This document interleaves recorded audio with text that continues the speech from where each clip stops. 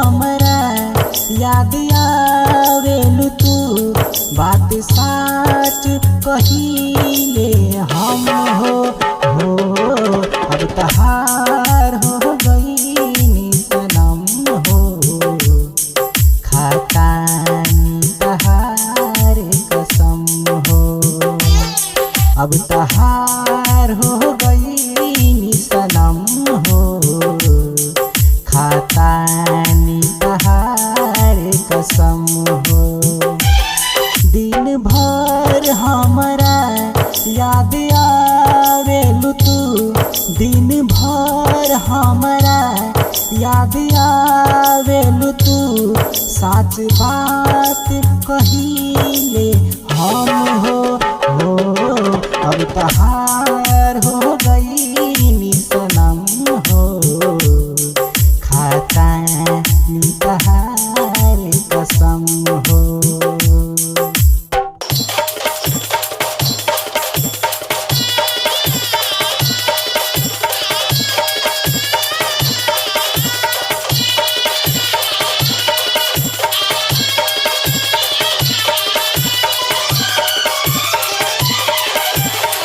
खुश नसीब बानी हम प्यार पाके, धनवान कद तू जिंदगी में आके।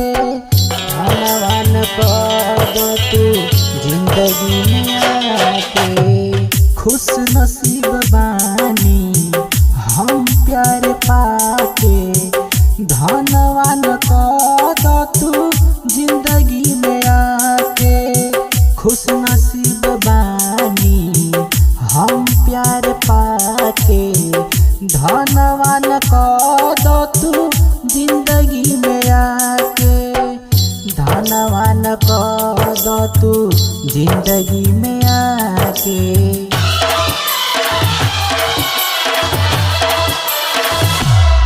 याद ताहर आवेला हरदम हो, खातानी तहार कसम हो। दिन भर हमरा याद आवेलु तू, साच बात कहिले हम हो। अब तहार हो गई सनम हो, खातानी तहार कसम हो। खातानी तहार कसम हो।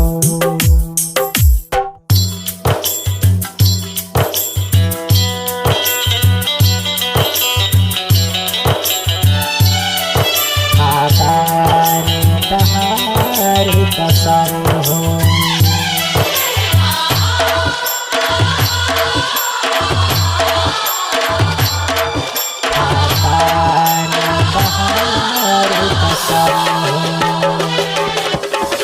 विश्वास कल कर न माना, तोहर खातिर बनल बाड़े विवेक मस्ताना। तोहर खातिर बनल बाड़े विवेक मस्ताना। विश्वास कल कर न माना, तोहर खातिर बनल बाड़े विवेक मस्ताना।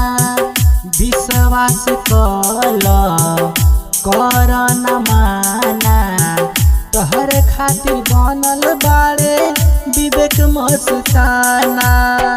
तोहर खातिर बनल बाड़े विवेक मस्ताना।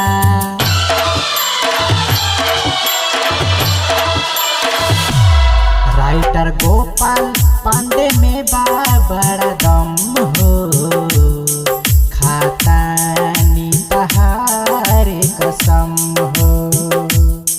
दिन भर हमरा याद आवेलु तू, साच बात कहिले हम हो।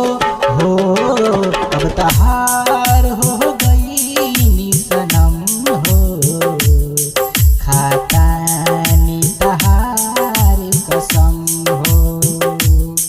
दिन भर हमरा याद आवे बात कहिले हम हो तब तहार